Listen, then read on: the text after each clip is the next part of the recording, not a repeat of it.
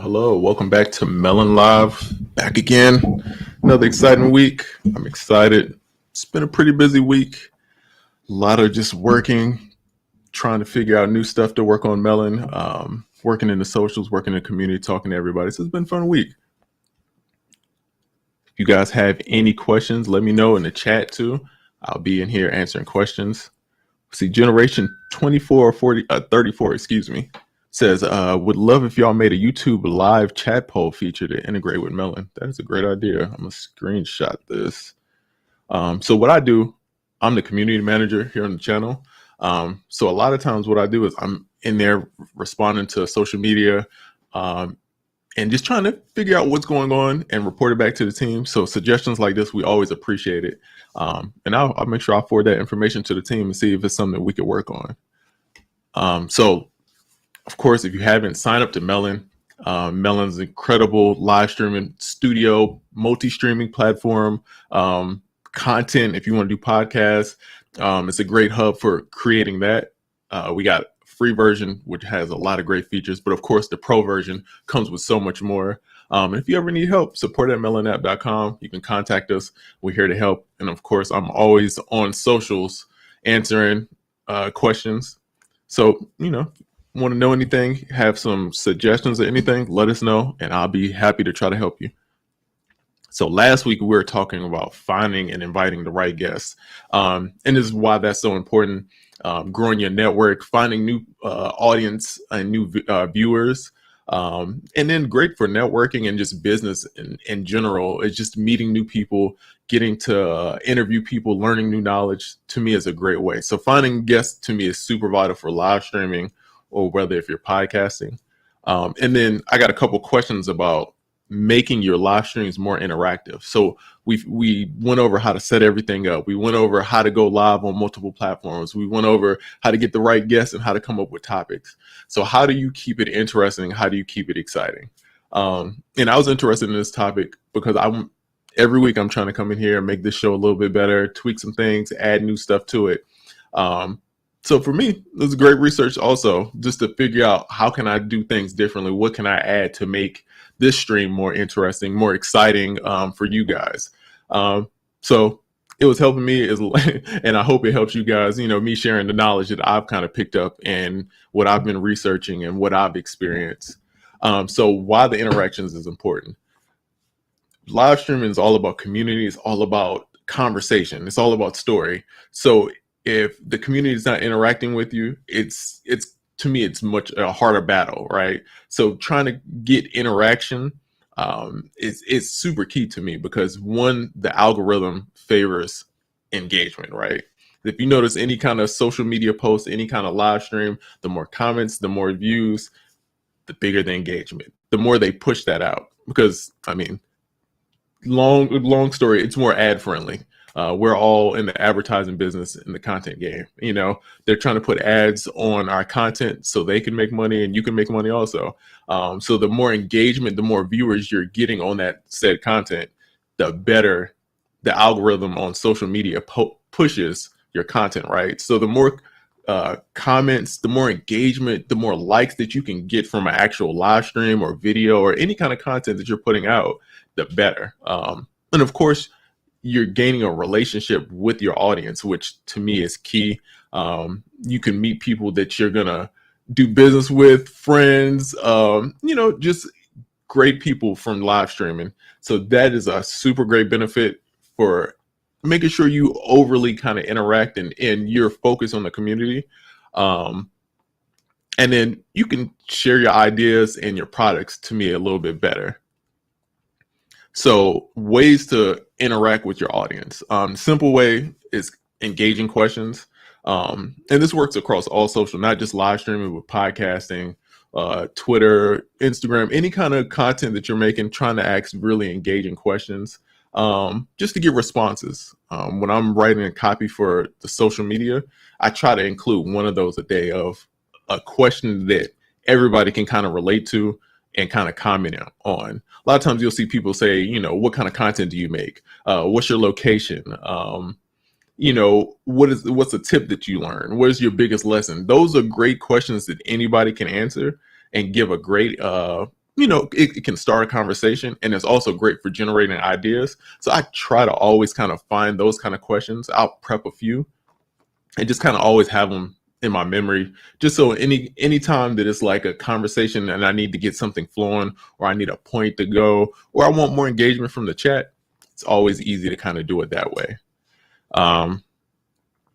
Another way to engage more with people is to make sure that you're addressing them by the name, and just showing love and to the community. People in the chat love to be acknowledged. I know if I'm in the chat watching somebody and someone acknowledges my conversation, my talking, my chat, to me, I'm impressed. I love it, and I'm sure other people feel the same way. So making sure you building that relationship, you're using their name, you're talking to them.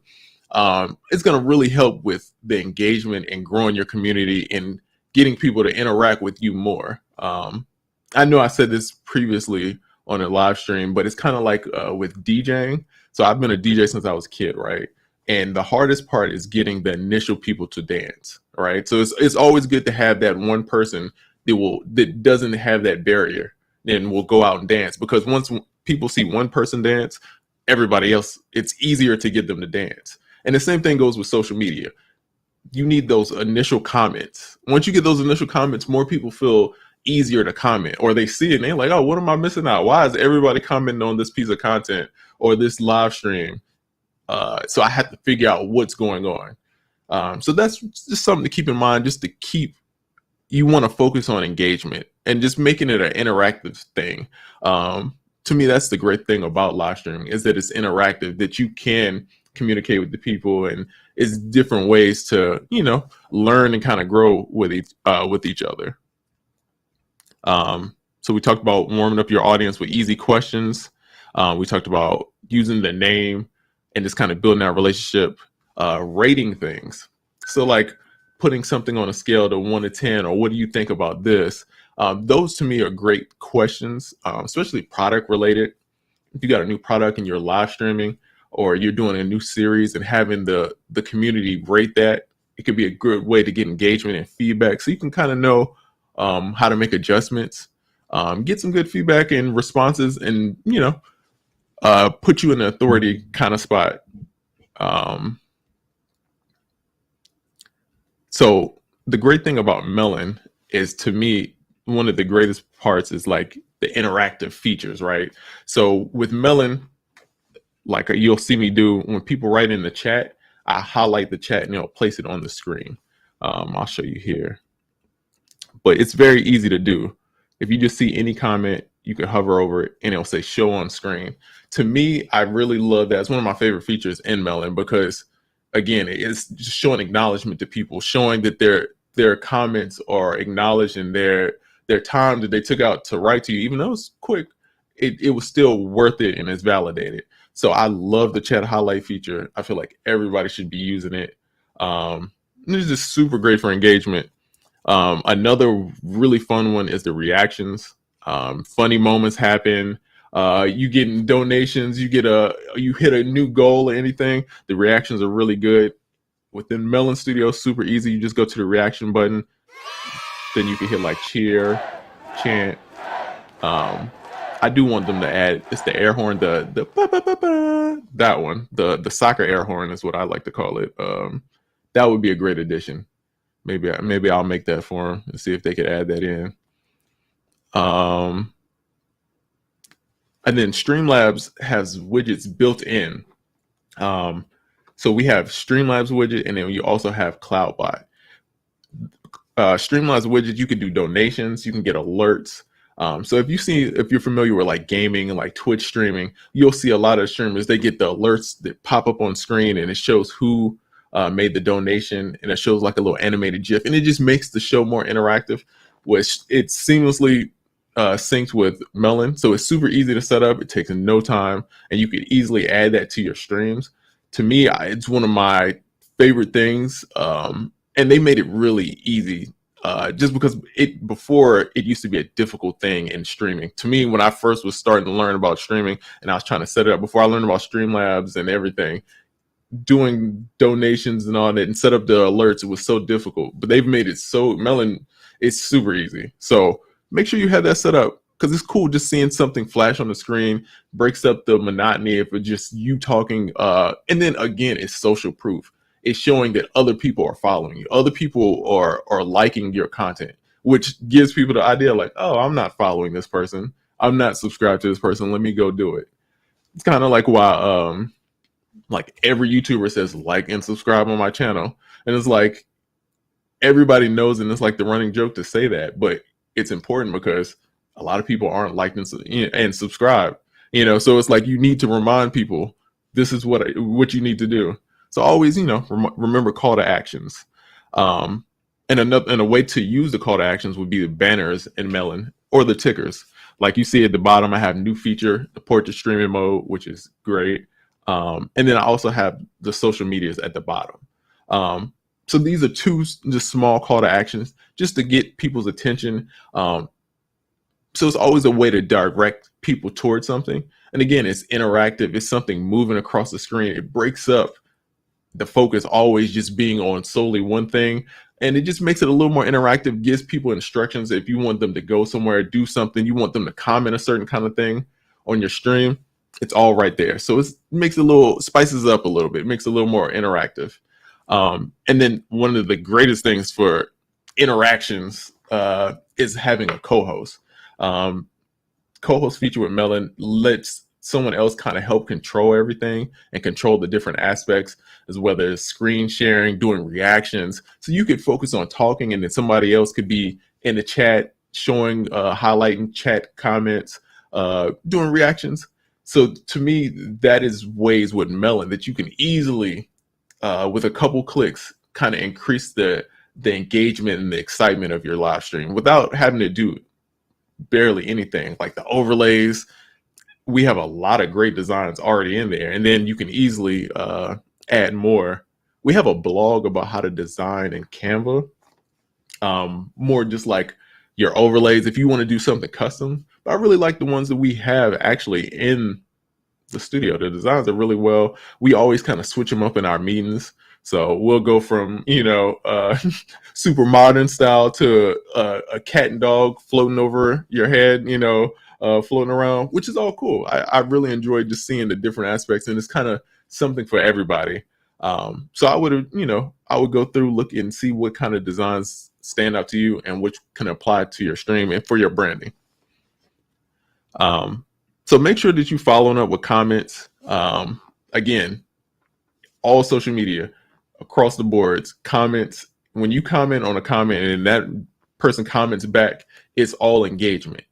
The platforms see that and they like it. So you want to try to make sure that you're responding, you're engaging, and you're building a relationship with the people, most importantly. Again, you could trigger the alerts with Streamlabs widgets, which is super cool. 2 screens, which is not, and this is nothing that's necessary, right? The way that my production is set up, I'm looking at 3 monitors technically, because I have my gaming PC on my desk right here and this monitor over here. Then I have my work setup, which is this monitor, and then the work computer, which I'm streaming off of, which is a little bit overkill. But having 2 monitors can be helpful because I like having my outline here on one screen and then being able to have the controls here and not have to overthink it. Again, it's not necessary. It's one of those things that's super advanced, but it's also fun to have if you want to just try to manage more things without having to flip through a bunch of tabs. Especially if you're doing multiple things at the same time, it could get a little tricky. So this is the easy way to kind of do that.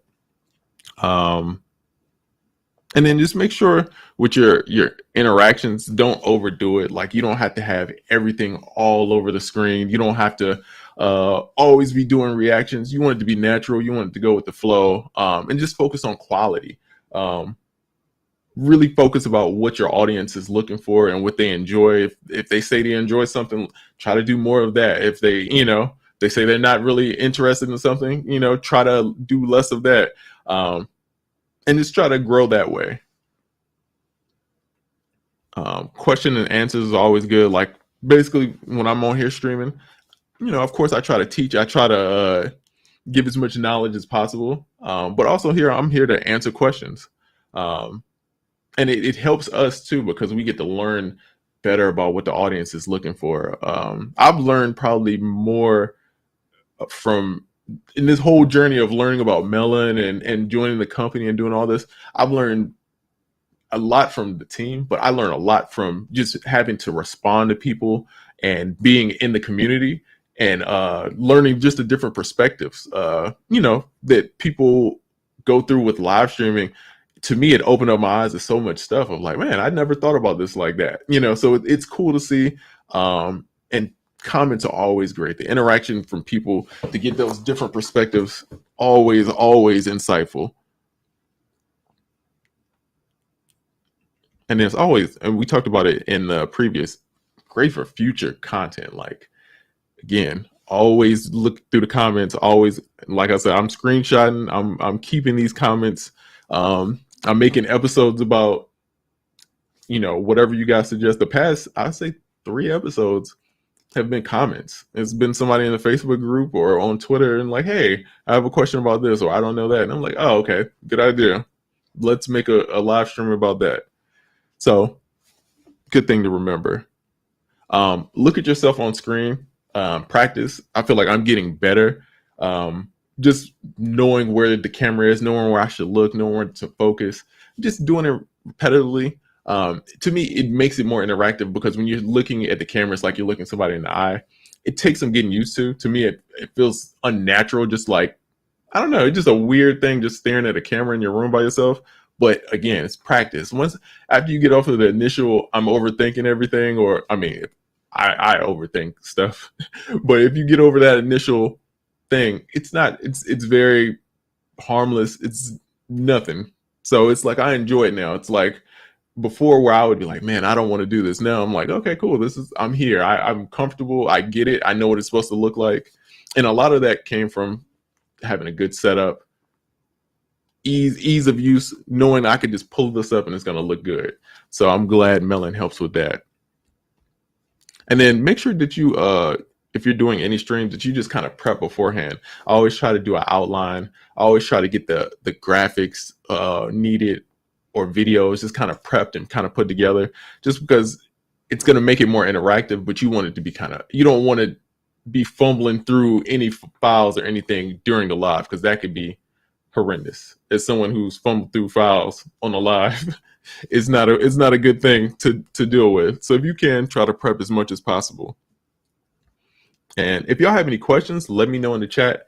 I'm going to recap. I'm going to talk about streaming to Instagram, and then I'm going to let you guys enjoy your weekend. So if you have questions, put it in the chat. I'll be happy to answer. So recapping, interactions key. Social media is all about interactions. So the more interactions you can get, the better.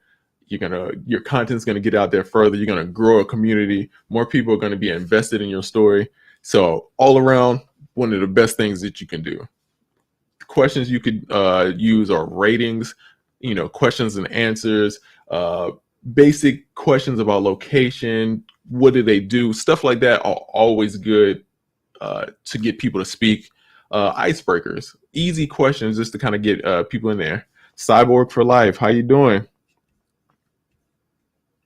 What you got planned for this weekend? You making any content?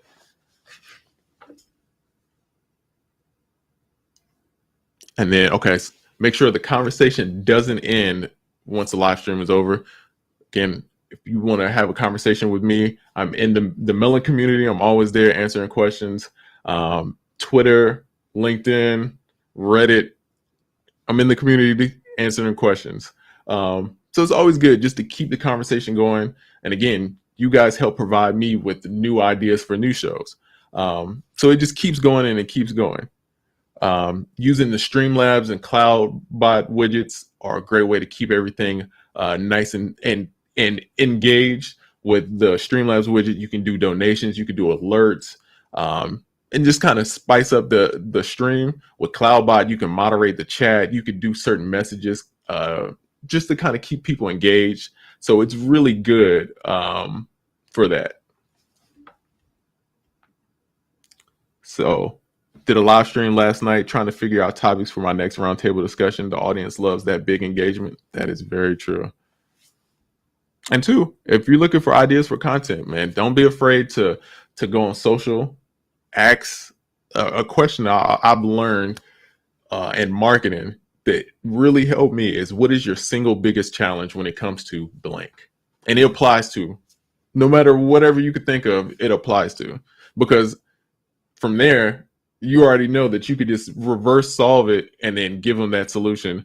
So that's a good question that I would ask socials, and hopefully get some good ideas for some content.